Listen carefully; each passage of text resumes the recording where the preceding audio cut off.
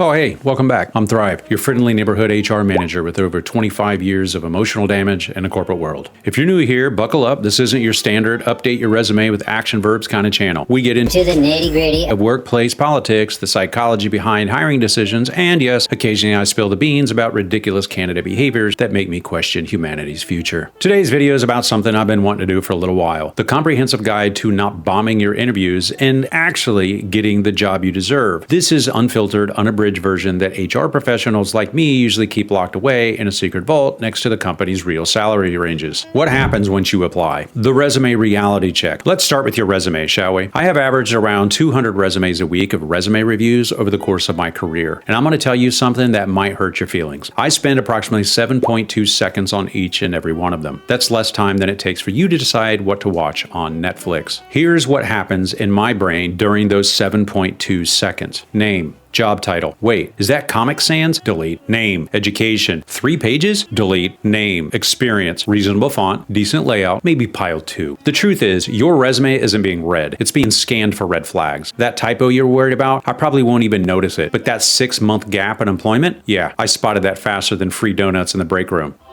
Free donuts. Let me share a secret. We're not looking for perfection. We're looking for someone who won't be a complete disaster. That bar is actually lower than you may think, but people still manage to limbo under it with spectacular failures. Take this example from last week. The candidate sent this resume with a file name, final resume, for real this time, version 7, use this one.pdf. Do you know what that tells me? That they have no file management skills and probably live in chaos. Also, I'm now imagining a desktop with 5,000 unsorted files and it's giving me hives.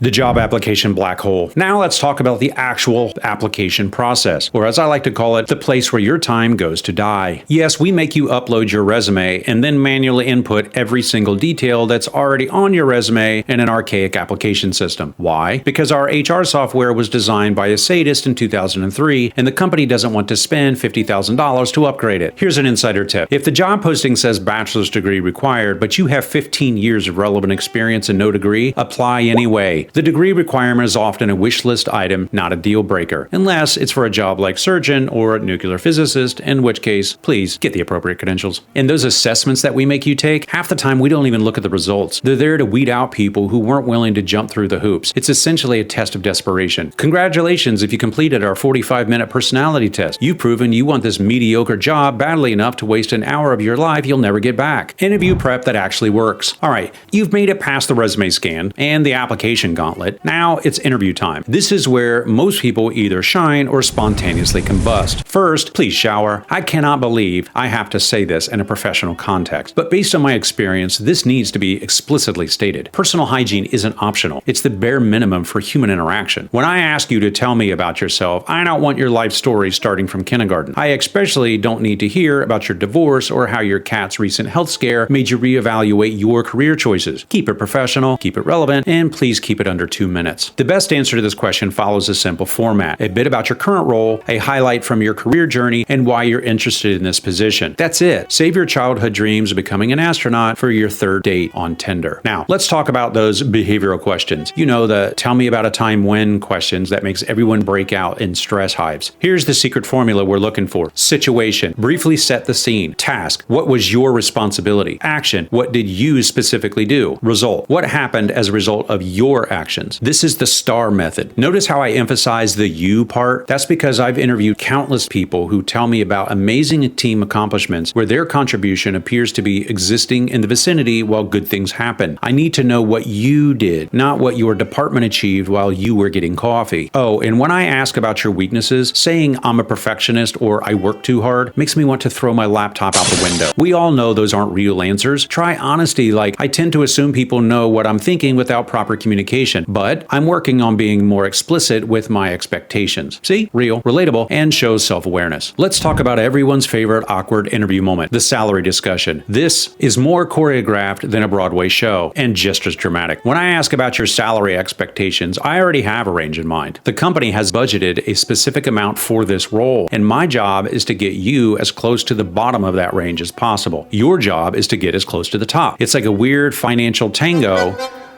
where nobody wants to take the first step. When asked, here's how to handle it. Research the market rate for the position in your area. Add 10 to 15% to account for negotiation. When asked, give a range with your research number at the bottom. For example, based on my experience and the market rate for this role, I'm looking for something in the $85,000 to $95,000 range. If I wince or look like I just bit a lemon, the range is too high. If I quickly say, that works, you've probably lowballed yourself. The ideal reaction is a slight pause followed by, that's within our range, but we'll need to consider the total compensation package. Additionally, don't tell me that money is important to you unless you're independently wealthy or have figured out how to photosynthesize instead of eating food. Money matters. Pretending it doesn't makes you look either dishonest or delusional. Red flags we actually care about. Let me tell you about the red flags that actually make us pass on candidates, and they might not be what you think. The first one's pretty obvious. Showing up late to an interview without calling ahead, instant no. It shows a lack of respect for other people's time and poor planning skills. Your alarm didn't go off, traffic was bad. These aren't unique experiences. They're part of adult life that the rest of us manage to navigate. Trash talking your former employer, another big no. Even if your last boss was essentially a villain from the Dickens novel, find a diplomatic way to explain why you're moving on. Say something like, I'm looking for an environment where innovation is encouraged, rather than my last boss was a soul-crushing tyrant who shot down every idea and probably kicked puppies. Not having any questions when I ask if you have questions, that shows a lack of curiosity and engagement. Always have at least 3 questions prepared. Here's my favorites. What does success look like in this role after 90 days? And what are the biggest challenges someone in this position might face? And here's one that might surprise you. Being too polished and too perfect is actually a red flag. If you have a rehearsed answer for every single question and never need to think for a moment, it feels robotic and inauthentic. It's okay to take a second to gather your thoughts. It's okay to be a human being. What we really look for. Now, what do we actually want to see? Adaptability, self-awareness, and someone who seems like they won't create more problems than they solve. When I ask about a challenge that you faced, I'm not looking for a story where everything went perfectly. I want to hear about genuine difficulty and how you handled it. Did you learn something? Did you adjust your approach? That shows growth mindset and resilience. Culture fit is another big factor, but not in the way most people think it is. We're not looking for someone who's exactly like everyone else on the team. We're looking for someone who will bring their unique perspective while still being able to work effectively within the existing team dynamic. Think of it like adding an ingredient to a recipe. You want something that enhances the dish, not something that completely overwhelms it or doesn't blend in at all. Be the perfect amount of garlic, not the random handful of gummy bears thrown into a lasagna. The follow-up.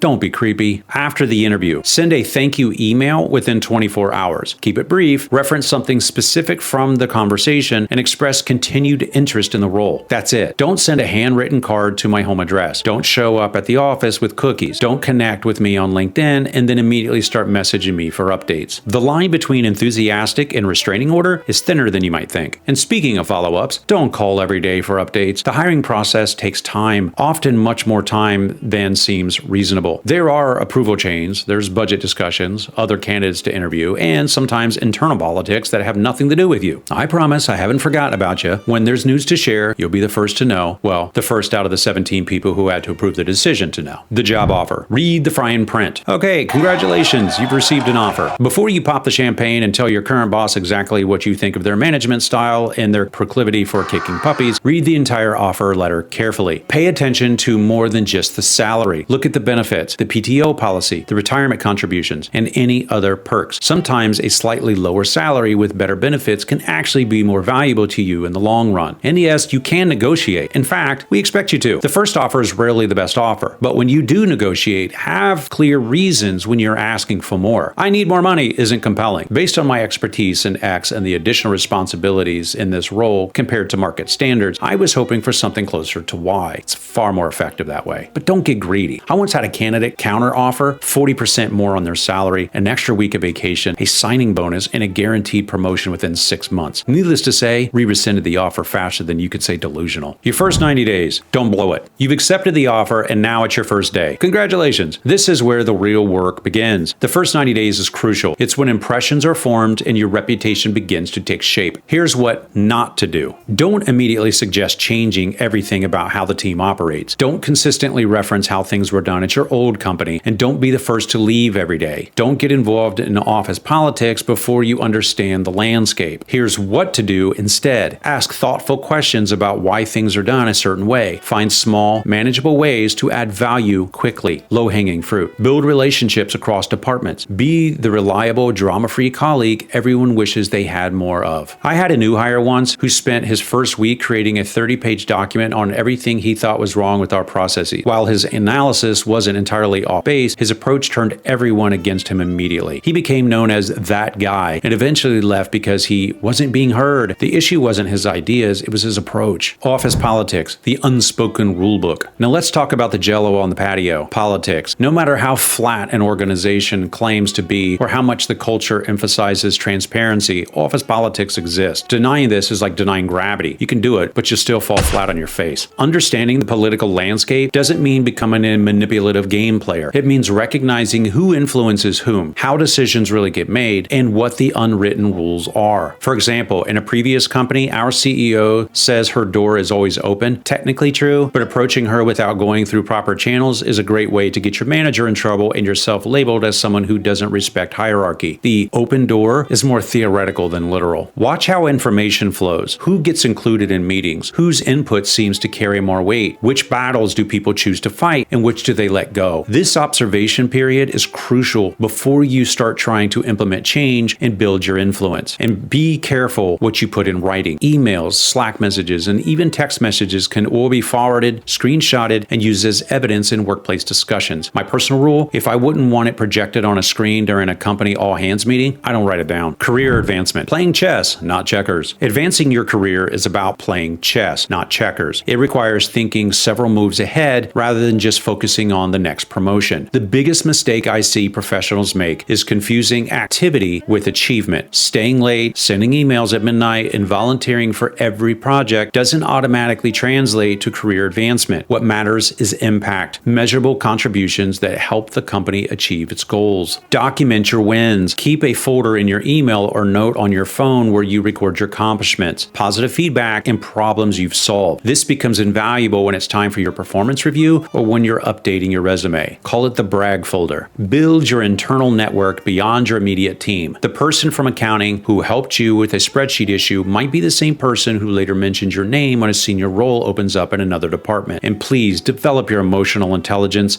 I've seen brilliant technical experts get passed over for promotions repeatedly because they couldn't read a room, they couldn't manage difficult conversations, or adapt their communication style to different stakeholders. Your technical skills might get you in the door, but your soft skills are what opens doors to leadership. When it's time to leave. Even the best job isn't forever. Knowing when and how to move on is just as important as knowing how to get hired. Here are some signs it might be time to update your resume. You've stopped learning or growing. The company's values have shifted away from your own. You've been passed over for advancement multiple times. You feel a sense of dread every Sunday evening. You're consistently being asked to compromise your ethics or well-being. When you do decide to leave, do it with grace, give proper notice, offer to help with a transition, and don't burn bridges. The professional world is smaller than you think, especially within industries. That manager you told off might be on the hiring committee at your dream company 5 years from now. I still remember a software developer who quit by sending a company-wide email detailing every grievance he'd ever had, complete with named individuals and specific incidents. He felt vindicated for about 15 minutes. Then reality set in when he started interviewing and discovered that his spectacular exit had become industry gossip. 3 years later, he reached out to me for help because he was still dealing with the repercussions. Work-life balance, not just a buzzword. Now let's talk about something that's become such a corporate cliche that it's lost its meaning completely. Work-life balance. Companies love to advertise in job postings right next to competitive salary, which usually means slightly below market rate, by the way. True work-life balance isn't about yoga classes in the break room or free granola bars. It's about sustainable work practices that don't lead to burnout. It's about setting and respecting boundaries. Here's what I've learned after watching thousands of careers evolve. The people who maintain firm but reasonable boundaries actually advance more steadily than those who are available 24/7. Why is that? Because they're demonstrating leadership skills, prioritization, communication, and sustainability. When you respond to emails at 11 p.m., you're teaching people that your time isn't valuable. When you cancel personal commitments for non-emergencies, you're showing that you don't take your own needs seriously. I respect the employee who tells me I can't attend a 7 a.m. meeting because I dropped my kids at school, but I can join at 8:30 far more than anyone anyone who agrees to everything and then delivers subpar work because they're stretched too thin. That said, flexibility does go both ways. Sometimes the business genuinely needs extra effort during critical periods. The key is reciprocating. If you give during crunch time, the company should give back during slow times. The secret truth about HR. Now let me share some insider perspective about my role as an HR manager for a Fortune 500 company. It's something candidates rarely understand. HR serves two masters, the company and the employees. When those interests align, my job's wonderful. When they conflict, it can be excruciating. I want to advocate for competitive salaries, generous benefits, and supportive policies. But I'm also responsible for controlling costs, managing risk, and supporting business decisions that sometimes negatively impact individuals. When you're interviewing with me, I genuinely want you to succeed. A good hire makes me look good, but I'm also evaluating you against specific criteria, considering team dynamics, and navigating budget constraints. Here's what helps me help you. Transparency, professionalism, and reasonable expectations. I can often find creative solutions to address your needs if I understand what they actually are. Maybe I can't meet your salary requirement, but I can offer flexible hours, professional development, or other benefits that improve your overall compensation package. And if you do join a company, remember that HR can be a valuable resource throughout your employment, not just when things go wrong. We often have insight into career paths, developmental opportunities, and organizational changes before they're widely announced. Building a positive relationship with HR can give you a strategic advantage in navigating your career. A lot of times we have final say over promotions anyway. We've covered a lot of ground today, from crafting a resume that actually gets read to navigating office politics and knowing when it's time to move on. The common thread through all of this is authenticity combined with strategic thinking. The most successful professionals I've worked with aren't the ones with perfect credentials or flawless interview skills. They're the ones who understand both the explicit and the implicit rules of the workplace, who bring their unique value while adapting to organizational needs, and who build genuine relationships rather than just networks. Remember that your career is a marathon. It's not a sprint. Each job, each role, each company is just one chapter in your professional story. Sometimes you'll be the perfect fit for the role. Other times you'll struggle. Both experiences contribute to your growth if you're willing to learn from them. So I hope this unfiltered look at the hiring process and career development has been helpful. As always, I'm not offering a one-size-fits-all advice because such a thing doesn't exist. Take what resonates, adapt it for your situation, and leave the rest. If you found value in today's extra long episode, please hit that like button, subscribe if you haven't already, and share with someone who might benefit from this insider's perspective. Drop your questions in the comments, and I'll do my best to answer them in future videos. Until next time, this is just your slightly jaded HR manager reminding you that the corporate world is a game, but it's one that you can win if you know the rules, both written and unwritten. Like if you like, sub if you sub, share if you share. I'm Thrive. Bye.